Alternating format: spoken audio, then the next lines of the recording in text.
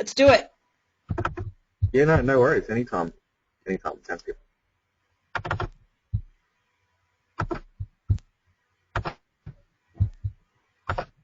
Okay, everybody, welcome to the next installment of the planning series of webinars.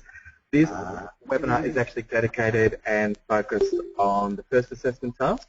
So this session we're going to be looking through what we actually require from you guys in terms of your submissions on the assessment task 1 for planning. The session we have scheduled for 1 hour, however we believe that we'll probably talk about half an hour. There should be at least half an hour available for questions from you guys. Tomorrow's session is for project planning and for the same thing as well. So for those of you that would like to come to tomorrow's session, we will be doing the same thing tomorrow, assessment task 1 for project planning, so please come to that session. Also, just a quick announcement about next week's sessions.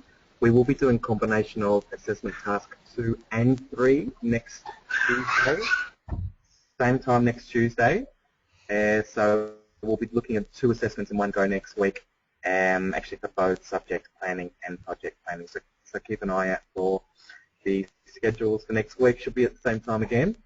Glad to have everybody here.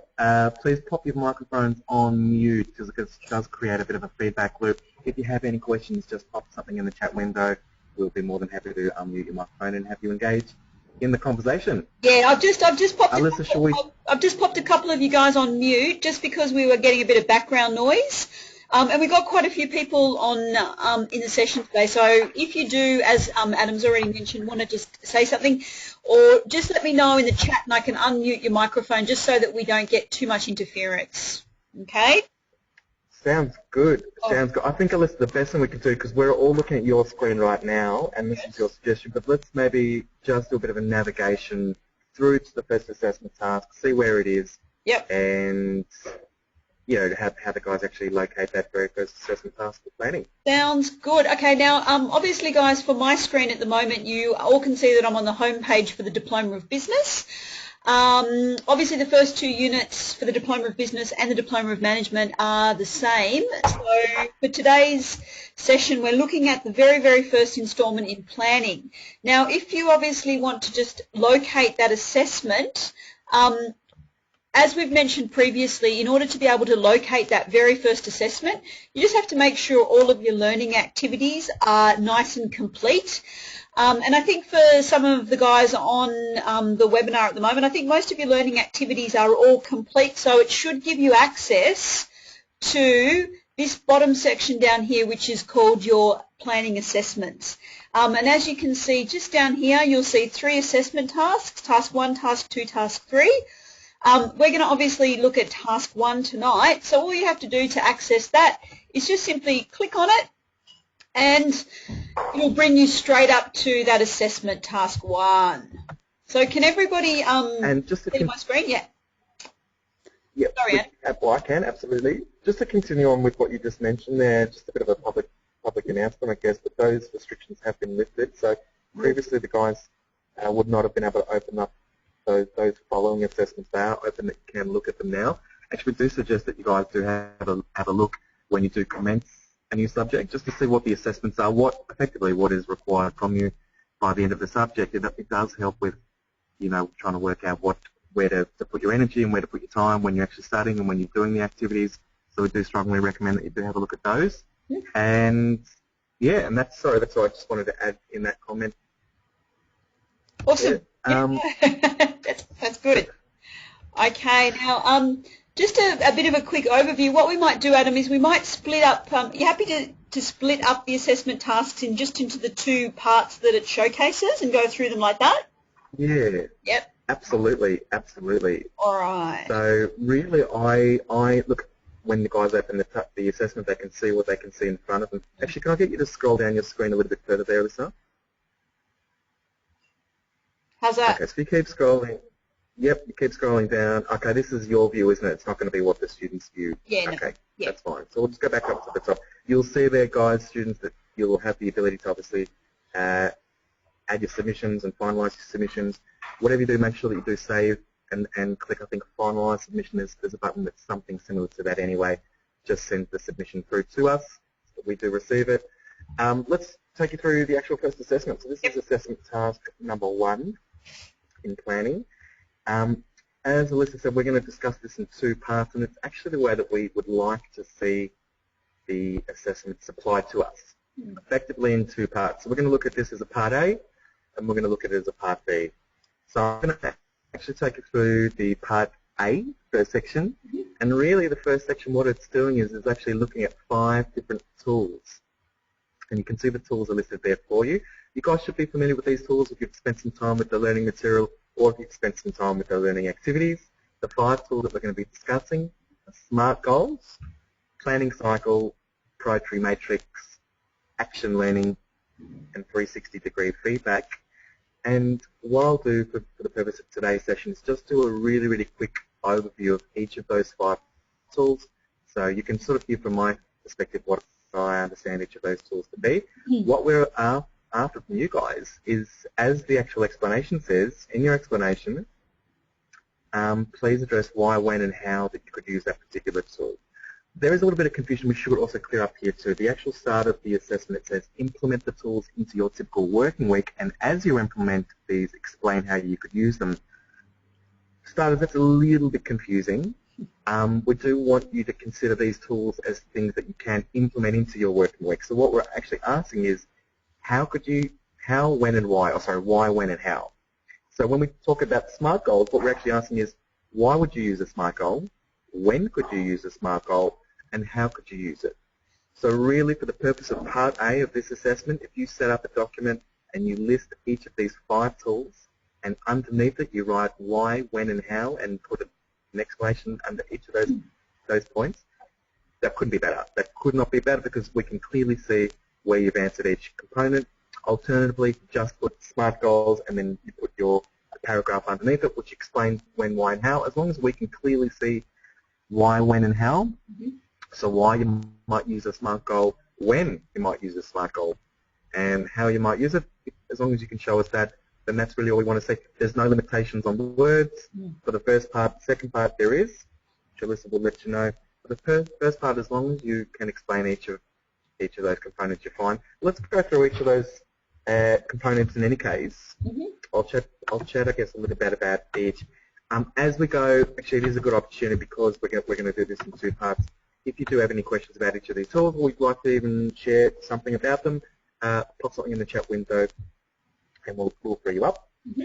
So a SMART goal. A SMART goal is a goal, it's what we call an acronym, so it actually spells out other words. In this particular scenario, SMART spells out the word specific, measurable, achievable, realistic, and time-based. And all we're looking for, or what we're looking for, is a goal that covers each of those 5 components. So a goal to be a SMART goal, for a goal to be a SMART goal, it needs to be clear, it's got to be something that you believe in, it's got to have each of those 5 elements. It's got to be specific, it's got to be measurable, achievable, realistic, and time-based. Generally speaking, I'll talk you through each of the little subcomponents here. So measurable, really it's got to be something that's able to be measured. The progress has to be measured. How will you know if you've achieved it? Usually measurable is the one that's quite a given, because if you're trying to get a new job, for example, when you get the new job, well, then it's done. You've achieved it. So usually measurable is quite achievable, but quite easy, or it's a given when you're setting goals, that is. The next component is one that's, actually the next 2 are quite similar, achievable and realistic. Really what we're wanting to know is it something that's possible? So if your goal is to fly to the moon and actually be standing on the moon tomorrow, it's not really achievable because it takes longer than that to get to the moon. So it's got to be something that's possible, in the realms of possibilities. The next letter in the SMART acronym is the letter R, which stands for realistic. I actually prefer for this letter to stand for the word relevant. It's different to what the learnings have. There are various different variations on SMART goals. I prefer relevant because a goal must be, a SMART goal, but any goal must be relevant in that it's got to mean something to the person that's setting the goal. So for me, I have no real interest in learning how to play the violin, or an instrument doesn't really excite me. If I also set a goal to practice and learn how to play 400 classical, violin pieces, I might be struggling because it's really not relevant to me. There's no importance to it. There's no meaning. It's not relevant. So really, R is all about you, and how it's relevant. Time is the time, so by when? When do you want to have your goal done by? It's one of the most important facets of the SMART goal is the time element. It's usually the one thing that people tend to leave off. It's the one thing that if you do set a time, everything tends to sort of go around it. It's just weird how that works. Just to go back to the first letter, which is S, specific, some students have had a few, I guess, difficulties in getting really, really specific. We want something to be as specific as possible. We want it to be clear. We want absolutely no ambiguity. We want to not consider that it could be one of 5 different things. We want it to be clearly one of one thing. We don't mind, later on we'll be getting to this as we progress through some of the assessments, but later on you will be required to set a goal for yourself through this course. Nevertheless, for the purpose of this exercise, it's just about understanding this particular tool. To be specific, what we're really looking for is, the gut. So where, who, what, when, which, why. Just if you can answer each of those sort of W questions, then you're probably getting pretty close to being specific. I'm going to continue on. Let's talk about the next tool. If anybody wants to comment or make any comment as we go, please do. And planning cycle. Now, the way that I understand a planning cycle is really just a forward plan. So a planning cycle includes, actually it's four different stages: the now, the next, the 90, and the 3. Now the now is really just a plan for what we're doing this week. Next is what the plan is for next week. So really what are we going to be doing next week? What's coming next week in our workload? 90, that's just about planning for the next 3 months, 90 days. So what does the pipeline look like? What do you want to achieve in the next 3 months? And 3 is the 4th stage of the planning cycle. That's your long-term plan. So what do I really want to achieve in the next 3 years to be successful? So that's, your far more strategic goals or larger goals. For me to take out on this, Alyssa, I'm more than happy for you to hear your opinion on planning cycle. Really, for me, it's about having some sort of synergy between each of the plans. It's really sort of silly to have a plan to do something for the next 2 or 3 months, but then your goal in the next 3 years is completely out of kilt from what you're doing now. So for me, it's about having a bit of synergy between all of the plans, that they're all kind of working together for an overall sort of goal. Priority matrix, if you've had a look at the priority matrix, there is a diagram there. It's basically 4 little components. And what it is really about managing multiple priorities at the same time. So this is a tool that helps you to identify what tasks and activities that you do which are important, and which tasks and activities that you do which are urgent. So the big takeout here from using this tool, and the reason why I guess this tool has been used, is that typically we get caught up doing the urgent things now. So if something comes in, it's got to be dealt with now, we do it. What happens is the important stuff gets left behind. So it's really about understanding what's important and what's urgent, and knowing when to delegate, knowing when to engage other people. So typically when you've got something which is urgent but not important, the key is that you need to delegate these tasks to other people. If it's not related to what your goals or what your objectives are, hand it to somebody else.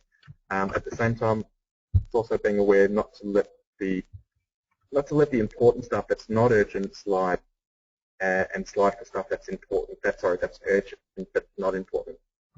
So it's really, I guess, just a tool that can assist you to identify out of your given daily task, the stuff that you're doing right now, what are you doing right now which is important and urgent, or what are you doing right now that's important and not urgent, what are you doing right now that's urgent but not important, and what are you doing that's urgent and not important at the same time. So I guess really just like making that distinction between what's important and what's not important, and what's urgent and what's not. So again, we just want to know how, when, and why you could use a tool like that. Again, this is really just about your personal situation, so you can throw it into your personal situation. If you're not working at the moment, you don't know how you could use a priority matrix, just talk about how you could use that tool in your own, I guess, professional endeavors or pursuits. That's absolutely fine. Let's have a look at the next one. The next tool that we're talking about is something called action learning. There's not a whole lot in the materials about action learning. Action learning is something that's typically used in business as like a problem-solving skill or technique. For the purpose of our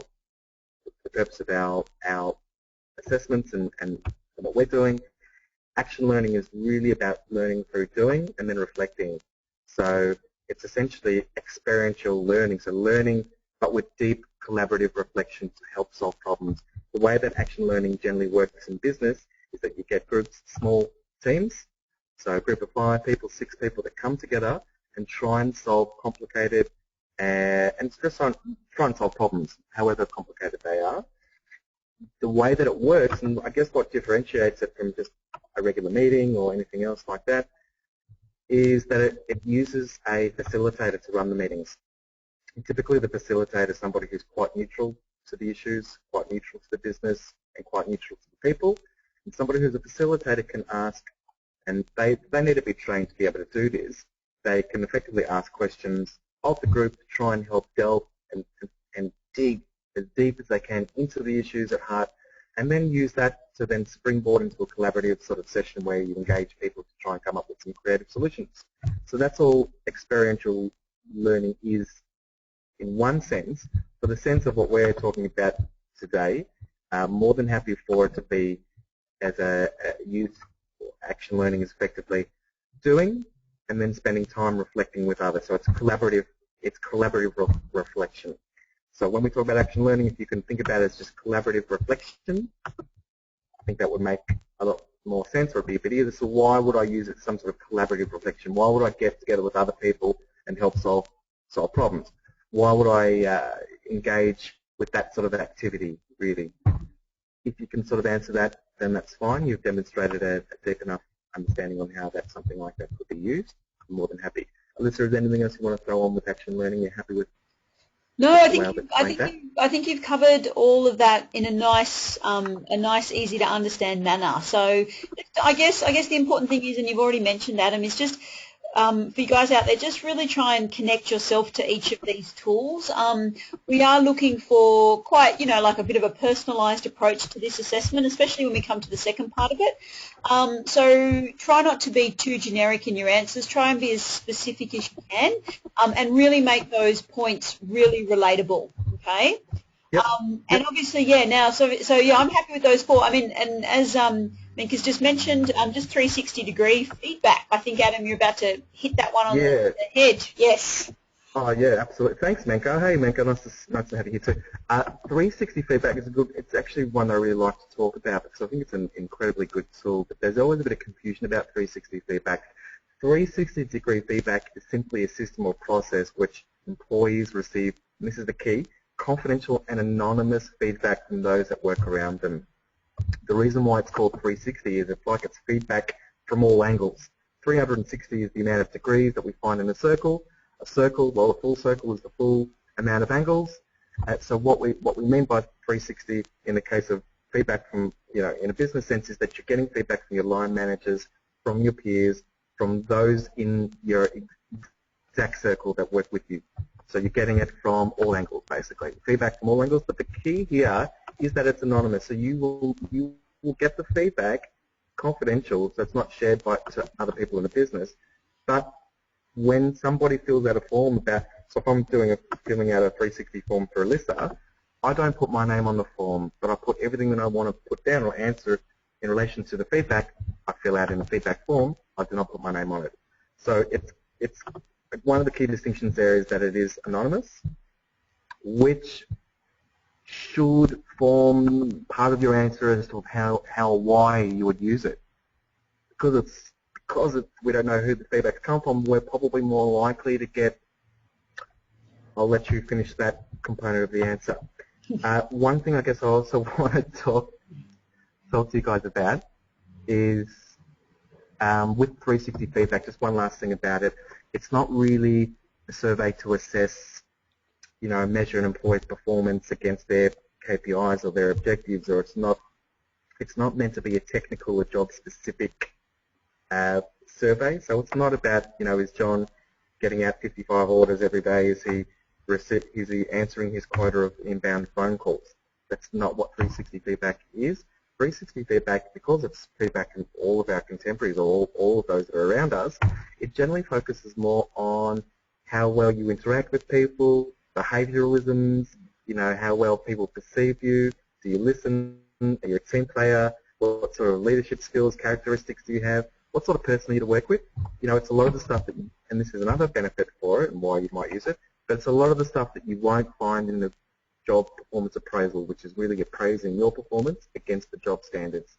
This is to show all the other stuff that you may not, as a manager, that you may not see with regards to your employees or people that you work with, sort of the sort of interaction stuff. So that's a little bit more about a 360-degree feedback on what it is. Does anybody have any questions about any of these tools? Are we all confident, for those that are in the room right now, are we all confident that we understand each of each how these things are used? And I guess just while you answer that, and it's a comment I make quite regularly, but with all of these learning models or with all of these different sort of explanations, if you like, these tools that you see, they are there as to really assist us with our learning, but understanding a particular area. They're not always 100% perfect. It's not to say that's the only way. There's always something to be gained and something to be had from each of these tools, and that's why we talk about them. But we do like you to consider things that you can do outside of that. Actually, when we were talking about priority matrix the other week, Alyssa, you were talking about the fact that people work differently at different times of the day. So it's not even about having a matrix for each of my jobs and what's important and what's not important, and trying to work out what I should be doing first and what I should be doing second, which is what that tool is designed to help you do. Because we know in ourselves that if I'm a creative person, I'm not really that creative at 7 o'clock in the morning. Or hang on, that might be the most important and urgent job I've got to do today. So it's also important to know how we operate differently as humans at different times of the day. There's always something else that you can throw in with these models and with these tools. So just keep that in mind. Just try and draw off what the main idea of the tool is, and then you'll be fine. Mm-hmm. Yeah. Okay. I think that's probably part A done. Yeah. So has anybody just got any questions just with regards to, I guess, any of that first part of that assessment? I mean, is there any concerns, any queries, or hopefully it's all quite straightforward and, yeah. I'll just obviously open the floor up to anybody. So if you just want to ask a question, maybe just pop it in the chat box, and Adam and I can hopefully answer the question for you. Oh, without a doubt. Without a doubt. We know how much it costs to answer questions. I just really like talking. That's really it. I just love the limelight. I love the spotlight. I'm going to be hanging around here for an extra hour after this session just to answer any questions any of you guys might have. No, I'm just joking. That was a joke. Oh. Cool. You know what? Maybe the guys are just thinking about all these wonderful questions that they're going to ask us at the end. That's just possibly what is going on. Sounds good. Alyssa, it was going to be a bit of a quicker one anyway, so do you want to jump on to having a look at the second half? This is a part B, yeah. I would be happy to do it. Okay. All right. So obviously Adam's just gone through the very first part of that assessment. There are two components to the assessment, so it's really, really important that you make sure that you address both of the components. So obviously with the second part, you have got, as you can all see there, on implementation of these tools, write a reflection report of 1,500 words addressing the following criteria. I always struggle with the word reflection report because it seems quite contradictory. What I would probably like to see, and I guess Adam and I, we've discussed this, so hopefully we're on the same page with it, but obviously all of this response needs to be at least 1,500 words because that is definitely a requirement. Okay, so the first part of the task is very separate. So as Adam has mentioned, there's no specific word count that's required, but that second half of the assessment here does need to be at least 1,500 words. Okay, now what I mentioned before, it's really important that I guess for this part of the report that you are bringing a little bit of yourself into it. This unit itself is a really nice unit, as you've probably gone through all the learning activities previously. They are quite reflectional questions. They are really all about you, really understanding who you are, how you work, what tools work well for you, and how can you use those tools in either your workplace or your kind of day-to-day life in general.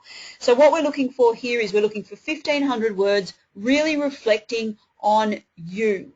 Okay, don't be afraid to use the word I or me, but just try and personalise it as much as you can. What I would generally tend to see is, or what I would like to see is, there are 1, 2, 3, 4, 5, 6, 7, 8, 9. So there's 9 areas. If you would like to, you can just pop that as your, like, how using these tools could give me a competitive edge in your industry, and then provide me with an answer.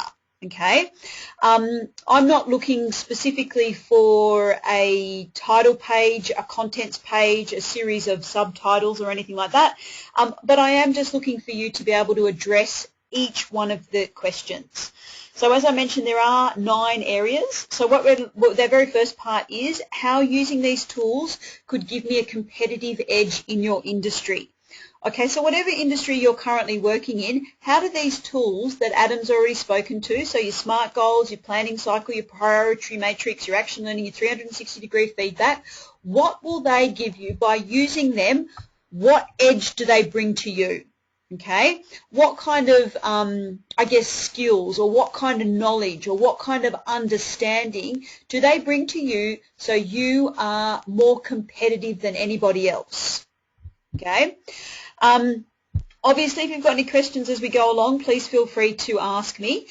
There are lots of learning activities that actually do kind of connect to this. So you did actually have a question in some of your learning activities just about being competitive in your industry. So again, maybe reflect on what you answered previously, and again, just bring those together for us in this last assessment. So how using these tools could give me a competitive edge. And when we talk about competitive edge, we talk about what it's going to do to kind of make you more appealing or make you more in demand. And you've got some strong tools up here that will give you a lot of skills and a lot of knowledge, so incorporate that into your answer. Just moving on, Adam, obviously if you've got anything, you just obviously can just let me know, but I'm just going to move straight through these so we can give some time to the guys out there. That second part is how using these tools could make a leader display improved planning behaviours. Okay, all of those tools that Adam's gone through are really strong planning tools, okay? How you plan your goal, how you prioritise your day, how you solve problems, how you receive feedback. So how do these tools actually help a leader improve their planning behaviours? So we've got a series of behaviours. So what does using these tools help us improve in terms of those behaviours? Does it give us a more Yes, go for it, Adam. If you would like to jump in at any stage, please do. Yes. Look, I thought I'd just clear up just with the first two.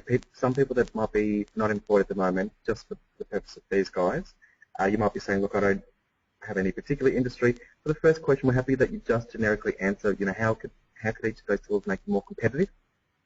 Generally speaking, you can find a way to answer that. And another thing I want to clear up is the word leader. A lot of people feel that it's in relation to positions of authority, so therefore managers or business owners and things like that. When we refer to a leader, we're referring to us, ourselves, as the next generation of leaders in the world of business. But just to clear up, a leader is anybody. Everybody has leadership qualities. Everybody can learn leadership qualities. So what we're talking about is somebody that's a professional that's displaying the right stuff. Basically, is what a leader is. Does that sort of make a bit more sense? So, yeah, professional that's really displaying the right sort of stuff is what we're kind of talking about in that regard, more so than just people that are in positions of authority. Yeah, and I guess behaviours in terms of leadership behaviours and qualities really do focus. There's a strong emphasis around being able to plan and being able to organise and prioritise as well. So, as Adam mentioned, a leader is not necessarily a person by definition or a title by definition. It is really just a series of behaviours, I guess, that can be applicable to anybody, or anybody can actually have. Okay. You guys are going to hear me harping on about this for the next 3 months, but at least I'll just clear up for the guys here. The way I define leadership, and I'll only say this probably not 35 times, which is good, but leadership is really a skill that everybody has and can harness. But leadership is really the ability to mobilize energy out of other people. I'm just going to leave you with that thought. So we'll go through it again. But leadership is simply the ability to mobilize energy out of other people. And we'll continue. Thanks, Alyssa. Sorry, couldn't help myself. Okay, so let's have a look at that next question. So how increasing the use of these tools can ensure alignment to the organisational goals and objectives. I guess this question is really kind of getting you to consider, it is quite work focused, this particular question, but I guess it's looking at, it's getting you to have a look at how or understanding what the organisational goals and the organisational objectives are, and how I guess these tools can help factor in assisting reaching these goals and these objectives. I guess if you haven't or you're not currently working, you could consider them from, I guess, a personal goal or objectives, and how you could use those particular tools to help you reach your own goals and objectives, whether they be around, whether they be around your work, your home life, or whether or not they be around study, etc. So definitely just have a look at how, I guess, these tools really help you work towards achieving, bigger goals or bigger objectives, and how they kind of start the process for you, and, how everything is very aligned and interconnected. I think, Adam, you spoke about in the planning cycle, I think it was, where we talked about things like, we talked about the 4 stages of planning, I think it was, and, they start off very short term, and then they get into 90 days, and then they get into more of those strategic type of goals. So I guess it is all really, they're all really aligned, and they always really have to work together. So perhaps, you could consider some of these different tools, maybe more than others, that will help you align yourself to those bigger goals or those bigger objectives. That's a really good point. When you're answering these questions, if one tool seems to be more appropriate for answering that question, then refer to that one. That's absolutely fine. So it's not that you have to refer to every one of the tools and answering each one of these questions. You can use, as Alyssa said, you can talk about the planning cycle as something that can assist in getting that alignment between what I'm doing today with what the strategic goals are for the business. There you go, as an example. So happy for you to use any of the tools to help paint your answers. Okay, cool. All right, so now obviously that 4th question there looks at how using these tools could grow your network. I think in the last series of webinars, what we did was we actually talked quite specifically and quite extensively on the importance of having a big network, growing your network, the importance of having, connections to industries, people, and generally the importance of actually networking for yourself. So I guess what we're looking at here is we're looking at how you can incorporate some of these tools and how using these tools could actually help grow your network. For example, you might, perhaps if you feel that your network needs growing, you might create a SMART goal that perhaps might focus on committing to attending or being a part of different networks, or, getting involved in different associations, etc. So you could essentially use these tools and break each one of these down to be able to help start to develop, take steps towards growing your network. And I'm a bit of a big fan of the old networking. Having said that as well, there are lots of other tools in there, like things like action learning could even really, as Adam mentioned, it is about getting together and doing things and then reflecting on what it is that you're doing. You might be a member of an association or a group of people that might be contributing to a specific industry. So essentially what you're doing here is you're using action learning to grow your network, because you're participating in those types of forums that generally, through your action learning, that will help grow your networks, reach out to different people that have, similar inclinations to you, and also develop your knowledge and your skills. Okay. Let's move on to that next question, which I think says, how these tools have increased my skills and knowledge of planning. Nice little personalised reflective question for you. So in a lot of the learning activities, you would have had the opportunity to really look at these particular tools, as well as obviously looking at it in the first half of the assessment. Okay, so what we really want to do there is we really want you to tell us how these tools, or how using these tools have helped you understand the whole concept of planning a little bit more. What have these tools brought to your knowledge bank and your knowledge toolbox about planning? Has it made you realize that perhaps you know, I have got really strong planning skills, or I am very focus driven, or I do enjoy setting myself goals. I am motivated by those types of things, or you know, just again a bit more of a reflection from you guys as to really your experience with using these tools and how it's really essentially helped you. Okay. Is everybody okay so far with everything? Because we've gone through 5 areas of that particular second part of the assessment. Just want to make sure that there are no questions that people might have.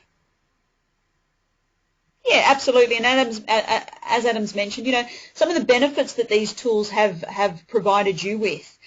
Perhaps they've helped kind of like restructure everything and bring everything together, and kind of help get you motivated, and kind of if you use this course, maybe you've kind of planned out what learning activities, what assessments have to be done by a specific date, and it's given you some direction and some, you know, long-term focus and long-term motivation. Without, obviously, don't forget to put little rewards in there for yourself as well if you do achieve a little goal. So yeah, absolutely. And you, as Stephen's mentioned, he's used a great word, you know, integration. I guess from that perspective, and you know, I hope I'm right when I say this, Stephen, but obviously you have the opportunity to integrate some of these tools into your workplace, or integrate these tools and try these tools out in your professional development, or your personal development as well. So it gives you the opportunity to be able to really, you know, go, oh, let me use that goal, or let me try using that goal and see whether or not that works for you. Because I know personally that a lot of these there's some tools in here that work really well for me, but then there are some tools that I just really can't connect with. So, you know, it could be that's what you're also reflecting on as well. And depending on your workplace, some of these tools may work really well, but some of the tools may not be as effective you know, as you would like them to be. So that could be something else that you've maybe discovered, or skills, or some knowledge, or something that you've also discovered about planning. Okay, I think we might move on. Let's move on to that next question, which says, how can using these tools can reduce stress while at work? Okay, so how can you use these tools, and how do these tools help you reduce stress at work? I know personally that I really need to have some serious goals before I sit down each day, because if not, it does create a lot more stress, because I'm really not focused and I don't have any grasp over how my day unfolds. So it does cause me a little bit of stress. So perhaps, again, on a personal note, how can you use these tools? How do these planning tools really help you feel less stressed, feel less overwhelmed in the workplace? You know, what do they do for you, I guess, to be able to help you get through the day and be able to rest easy and not wake up in the middle of the night and realize you've forgotten to do something, which is a very stressful situation to be in. Yeah, absolutely. They definitely can really help you get organised. And if the more organised you are, then hopefully the less stressed you are as well. If you have a list of what you need to do and you work your way through that list, then you can see some nice outcomes. You know, you can see what you've done throughout the course of the day, the things that you've achieved, you've needed to achieve. And hopefully you haven't, you know, by just listing everything, you haven't forgotten anything and you don't feel too overwhelmed or disorganised. Okay. Anything else to add to that, Sounds Adam, good. or are you Look, okay? Okay. yeah, look, it's really just a personal answer that we're looking for. Yep. I mean, as long as the guys answer the questions, we're really happy. You know, if you just address the questions, it doesn't matter if you put your own spin on it, refer to an example, as long as you sort of demonstrate what we need to see. So, Yep. you know, if you can just give us an example of how these tools can reduce stress, then we're on the understanding that you know how to use these as far as assisting with work-life balance, for example. So as long as you can sort of demonstrate what we're looking for, apply the question to your situation, and just sort of demonstrate that theory, we'll be happy. Yep, absolutely. Let's move on to that next question, which is how these tools can support you when your job role or your job responsibilities change. Again, for this particular question, I'm thinking that there are a couple there that really do stand out a little bit more for me, especially in situations when your job role or your responsibilities do change. I mean, I would think things like perhaps, 360-degree feedback, maybe SMART goals as well could be a bit of a focus for that. I think especially the 360-degree feedback, knowing and understanding who you are and some of your behaviours can also give you a bit of an understanding of where your strengths lie, so that if your job does change, you can really rely on those strengths and understanding of who you are and the behaviours that you need as well. And I guess when job roles or job responsibilities do change, so do priorities as well, and the way you might plan your day. So perhaps consider, maybe a couple of the tools might be a little bit more relatable to this particular question, especially when change happens, okay, and adapting to that change, and how I guess you can adapt easier to that change if you've got or if you're using some of these particular tools. That's what I wanted to add in there too, Alyssa. It's really just about change. So how do these tools support you when circumstances in life change? Yep. Yeah, absolutely. So just keep it to, yeah, that's it. Yeah. That next question, which tool is best suitable for measurement against the desired job competency standards, and why? Okay, which tool is best suitable for measurement against? Okay. This is a bit of a big question. Obviously, in the learning activities, we did address the importance of what a competency standard was. And for those of you who hopefully can remember, a competency standard is obviously the minimum requirement, the minimum level that you need to be able to perform a task. So the minimum level of performance required for a specific task, okay? So out of all of these, okay, SMART goals, the planning cycle, the priority matrix, action learning, 360-degree feedback, which is the best tool to measure your performance against a specific level of competency or a specific level of performance? Okay. I actually would be quite happy with you if there's one that really stands out for you. Commit to it, okay? I always believe that sometimes, I don't always see, like I might not see something, but a student might show me their idea and their perspective and give me a bit of an understanding of why they really think that particular tool is best. And if they type it out and if they show me why and they prove it, then I definitely think that that it's definitely warranted. So if you think there's one that stands out, commit to it and tell us why, okay? And we are talking about job competency standards. So, Adam, I don't know how you feel about that. We had one. We had a comment about 360-degree feedback. Now, I guess when we talk about 360-degree feedback, we do talk about measuring behaviours. Yeah. What are your thoughts on using the 360-degree feedback tool for competency standards? It might be one of the only ways that you can do it with some aspects. I mean, because one of your competency standards, if you're say you're a receptionist, one of your competency standards might be to greet all customers in a friendly, lovely manner. Yeah. It might be really hard to kind of measure that, but when you have like a 360 feedback, you can kind of work out. Okay, so there's some of the things that are really hard to run a report on, to get the figures on. Are the things that we want to do through 360.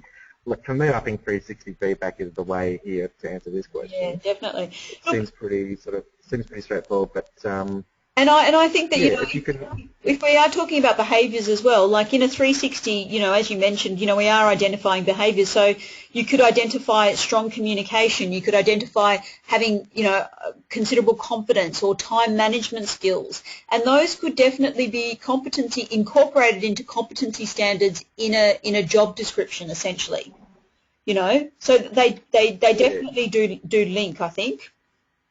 well, that's right. I mean, look, if you can demonstrate how you could use any of them to assist you with your core job functions or any core job function for any role, then that's fine. We're happy with that answer. Yeah. For the purpose of this, it's probably the easiest to use the last tool. But as Alyssa said, the key is just explain why, explain how it could be used to measure yourself against standards, and if you can sort of demonstrate that, we're happy. If you can explain another tool that could be used for similar purpose, then you know, we'll be very happy. Yeah, absolutely. Where's KPI when you need it? All right, so that there was actually another question in the question box, sorry. Yes. I think Menka had a question. About... likes to use Gantt charts. Which is this question in relation to? I think it might be in relation to the tool to measure against job competency standards. Is that right? I'm not sure which question Menka is referring to. Can you take Menka off mute? Menka, do you want to ask a question now? Are you there, Menka? Yeah. Okay. It's off mute now, so she... Okay. Menka, you're off mute if you'd like to ask your question or talk about what you're referring to there about Gantt charts.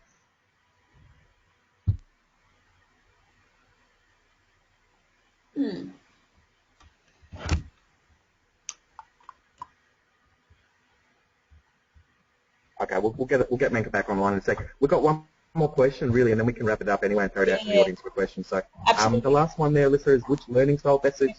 Yeah. I'll let you go for it. Yeah, which learning style would best suit you to learn more about these tools to develop competence and why? Again, the learning activity, one of the questions did actually ask you to identify what your learning style was. So I guess really bring that into your response here.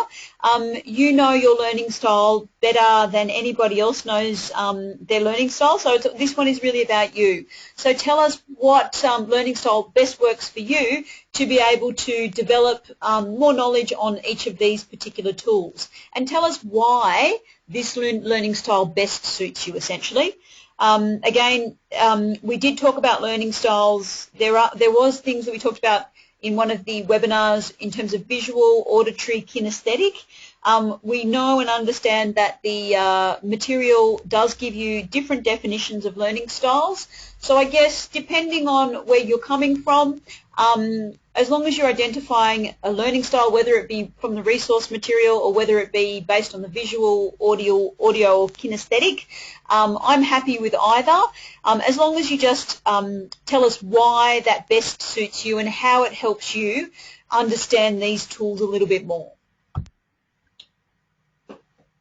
Yeah, look, this question is all about your learning style, really, Alyssa. So for this one, as long as the guys can demonstrate understanding of what their learning style is, then that's the most part of what we're really looking for. If you can sort of explain, hey, this is my learning style. So this style is the best for me to use to develop confidence, engaging in anything, but engaging with these tools per se, because, and then when you're saying because, which is the why component, you need to explain what makes you, why you're that particular learning style. So it's really about sort of showcasing your understanding of learning styles. So I'm a kinesthetic learner. I'm a kinesthetic learner because I learn best by using my hands, by touching, by feeling, by doing. You know, so for me, utilizing my own learning styles is best to maximize and develop my, it's a really strange question, develop my confidence. I feel it's best to use that style. For example, using the 360-degree feedback, I can really feel how, you know, how I'm performing and how I can really feel the essence from other people about how that relates, which relates to my learning style. So it's a really confusing question, I feel, Alyssa, but for me, I'm really just happy if Yep. guys can identify their own learning style and just identify characteristics of that which make them that particular style. Yeah, no, I'm absolutely happy. I mean, again, some of the questions are worded a little bit oddly. So as long as you bring yourself and your own ideas and your own concepts and you really connect to those questions, and there are, I think there was 9 questions, and so you've just got to make sure that you obviously got your 1,500 words in there, but just bring a little bit of yourself in there into your response. Personalise it as much as you can, because that's obviously what this unit and this topic and this assessment is, and the following assessments are all really about. So, yeah. Yeah, sounds good. I think that's a pretty good explanation of each of the little components. Just trust your gut instincts here. Sometimes you might be feeling like you're sort of saying the same thing, just another question. Quite often you are. Yep. So the first 2 questions, for example, how could this give me a competitive edge, or how could this help, me display improved planning behaviours? Well, there could be similar things. How the tools can actually help you improve your planning skills can be also what can give you a competitive edge. So there may be a bit of crossover. I guess the questions are designed to make sure that you've covered it from all angles, so to speak. You've sort of thought about it from all areas. You've thought about how these tools can work on a multitude of levels, obviously to improve your skills, to improve your competitive advantages, to grow your networks, to reduce stress, to assist you through change, to, those sorts of things. So we're getting you to think about it from all angles. So there's a little bit of double up. That's okay. If you're answering the question, then you're doing fine. Yeah, absolutely. All right. Question time. Menka, if you're there, I know Menka, you had a comment earlier. If you are there, we'll try and take you off mute, and you can freely join the conversation or throw something. You were talking about a Gantt chart earlier. If anybody has a question, just please put their name in the chat window, and we shall line you up for questions. I've just unmuted everybody, so except for those people that have got themselves on mute.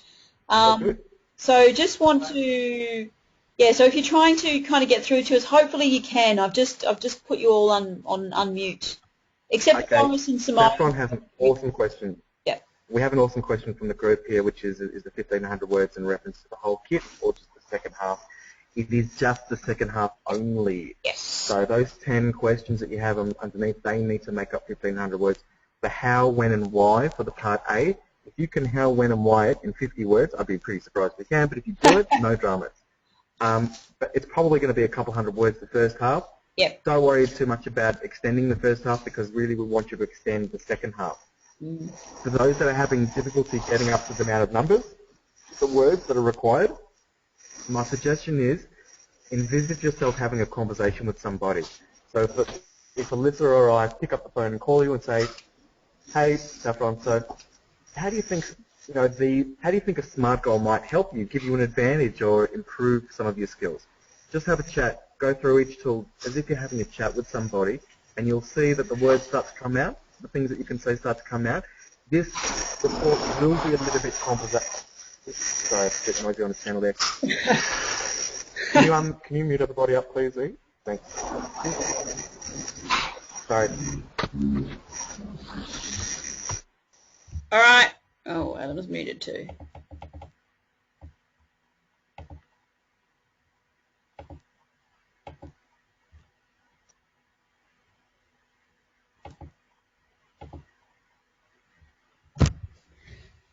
All right, Adam, you should Okay, sorry. be unmuted. Yes. Okay, cool. Yeah, this essay will come across a little bit conversational, in that you're going to be writing it thinking, is that what they're looking for? And the answer is yes. So it will come across a little bit as a conversational thing. You're thinking, well, hang on, is this exactly what we're looking for? But the answer is yes. So quite often what we try and do is get you to engage in the material by getting you to think about it or talk about it or deal with it from your own perspective. And that is actually doing what we're hoping for you to do. So sometimes it might seem a bit strange, or when you're producing the work, you think, hang on, is this exactly what they're after? The reality is if you answer each of these questions, then yes, then you've done fine. It will come across a little bit sort of, from your perspective and conversational. That's absolutely fine. Also, let us know if you're struggling with the words as well. One thing what we can do is just have a, speak to your trainer, if it's myself or if it's Alyssa, call us up, just have a bit of a chat about each of the questions. What we can do is we can help sort of, maybe give you guys some ideas and some other things that you can add to it so that you can get the words up. So don't be afraid to come and ask us. Yeah, I think we had another question in the question box, Adam. Yeah, What was it? we do. And it's about managing stress. We've got a student here, for those that are watching this on delay, has just mentioned that they currently populate a calendar to manage their time. Yep. And this is just in reference to, work-life balance and Yep. managing stress. And really this is kind of giving away exactly what we're hoping to see out of the response, really. The better planned you are, the better organised you are, the less stressed you should be, because you've effectively made time for the things that you need. Yep. You've made time for the important stuff in life, but also you've made time for yourself, and that's what having a bit of a balance in life, work balance is all about. Yep. That's what reducing stress is all about. So, what you're talking about is exactly right. That's what we want you to just sort of talk about with that particular question. Yep. We'll refer to that. Yeah, absolutely. So that is more than okay. Yeah, and really just don't forget to mention the how. So how does populating your calendar, help you really reduce that stress? So we just really want to make sure that you've got the how part of that in there. So that's something important that I really do look for in the assessment process. So yeah. Yeah, and so for Menka, she could say, look, I populate a calendar to reduce stress. The why I do that is because that way I can get a clear understanding of what I need to do during the day, and that just sort of helps relax me. Yep. Whatever your answer is, that's fine. I know how much. Yeah, I know how much time I have to spend doing a specific task, so I know that it's going to take me this amount of time. If I've got enough time to do it, I can do it. So therefore, I'm less stressed because I know exactly the length of time something might take me. Yeah. Yeah, that's fine. That's fine. No worries. All right. Has anybody else got any more questions about anything, or is Adam and I going to see like hundreds of assessment tasks tomorrow? 500.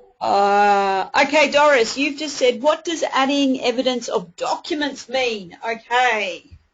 All right. So adding evidence. So as everybody can see, just down the bottom there, it says, please add any evidence of tools and documents that led you to this outcome. All right. So if there's any tools or documents that you might have used, for example, Menka mentioned that she uses a calendar. So that could be an example of a document or a tool there. You might have a 360-degree feedback process that you use at work. That could be a document or a tool that you could also list there in terms of that. Anything, I guess, that you've used, any examples of these tools, perhaps to-do lists as well. I'm just putting some stuff out there. Any KPIs or any personal goals that you've set. Any of those types of things, Doris, could be inclusive of any evidence or tools or documents that helped you in this assessment, essentially. Maybe there are none. Look, guys, I'll just chuck in my little 5 cents if you don't mind here. Guys, this is a diploma level. Yep. Really, the way that I see a diploma level for guys that are in here is effectively the equivalent of the early stages of a degree. So for guys of this stage that are wanting to transition to further university studies, this is your perfect portal. This is your perfect method to do so. Where I'm getting at with this is that with any body of work that we produce in this sort of setting, in an educational realm, if you like, or any research you do or any reflections you do, any time that we use somebody else's work, we need to refer to that particular person. So we call it referencing. So if I have an essay on, I'm writing a description of leadership and how I believe what I understand leadership to be, if I quote somebody, a professor of leadership, for example, I need to make mention that I've actually quoted that person or where that particular theory or information has come from. So really all we're asking you to do in a very basic level, and this is just good preparation for as you progress through any studies, it's just good preparation for life in general, is that you make reference to the information that you put in there if you refer to it from somewhere or someone else. Would you sort of tend to agree with that comment as well there? Yeah, absolutely. And it does absolutely down the bottom really tell you that if you use any documents specifically from your workplace or who have been authored by somebody else, just make sure you're asking permission to be able to do so because, obviously that is a breach of confidentiality. if I guess I guess if they're using things like their own personal calendars, I guess that could still be a document that they could use that wouldn't require referencing. Yeah. Yeah. So Yeah, no, that's fine. That's absolutely fine. So look, it's really just getting in the habit of just referencing your work in general. So if you're referencing the documents that you've taken from work, then that's what we're talking about. If you're referencing other people, that's what we're talking about. It's just getting in that kind of flow. I've had students that have supplied this without any evidence or documents because they just were able to answer the question, which yes. in this particular assessment, I don't know that you'd need a lot in that regard. Yeah. If you want to supply anything, any references, you're welcome to do so, but it's not really that necessary. Yeah, absolutely, absolutely. I mean, I agree with you 100% with that, yeah. If you've got the tools and the evidence and the documents, excellent, just add them. But if they are authored by somebody else, obviously, as Adam said, make sure they're referenced. If they're your own personal documents, personal calendars, obviously, yeah, you're just happy to list them. But you might not have any, so it's a good start to getting in, because as we go along, there may be requirements later on in the course where you do have to attach evidence, and as you progress in terms of the education, there will definitely be requirements of evidence from that perspective. So it's absolutely, a place to start, yeah. That's it. It's a nice gentle spot to start. So, but not absolutely not required. If you haven't used anything, so don't worry about finding stuff if you haven't needed to. Yeah, absolutely. Oh, cool. Okay. Oh, good. Now, if we got any other questions, let's have a quick squeeze. Oh, where am I? Thank you, Doris.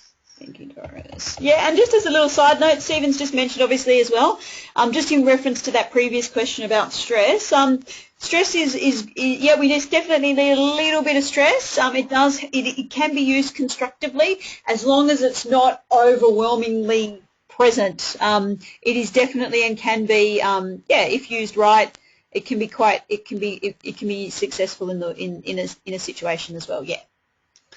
So just to, I guess, sorry, Lisa, to cut you off there, but just the one last important thing before people leave, something I really feel like we should mention, is that with these assessments, guys, you get 3 attempts, and if you're unsatisfactory by the 3rd attempt, we need to actually give you a whole brand new assessment and assignment to do, which is really not ideal for any of us. So my suggestion is if you get to the 2nd attempt, and look, that's what we expect that you do. But if you've submitted twice and you're about to submit for the 3rd time, I would suggest that you speak to us before you submit and just clarify some of the bits of feedback that we would have provided you on the 1st and 2nd attempts. Now, it's up to Alyssa and I also to contact you and to be proactive about doing the same, which we will try and do too. But just if you're super quick and you're ready to shoot it through, double check with us before you send that 3rd one off, because the reality is you get 3 cracks at, or 3 shots at it, I should say. If by the 3rd shot it's still not satisfactory, we actually have to redesign a whole new assessment for you, which means you start again. So better off just to collaborate with us directly if you get to that stage, and we will be aware of that too and calling you. But just in case you don't go too quick and just resubmit something, straight away, just communicate and coordinate with us to make sure that it's what we're after and what we need. Yep. Cool. Awesome. Hey, thank you so much, guys. Yeah. Thank you for your time. I look forward to seeing you next week. Next week's session will be looking at the assessment task 2 and 3, which is finalising planning as a subject. Tomorrow we're looking at assessment task 1, the project planning. That's for both Diploma of Business and Diploma of Management students. And next week we'll be running the sessions in the same days. Tuesday and Wednesday next week we're going to be looking at both the remaining assessment tasks for both of these subjects as well, so planning and project planning, with some new subjects to come in the following weeks. Yep, absolutely. Thanks for your attendance, guys. We'll stop the recording now. If anybody would like to ask us some questions off air, you're more than welcome to. So thanks for your time. Thank you, guys.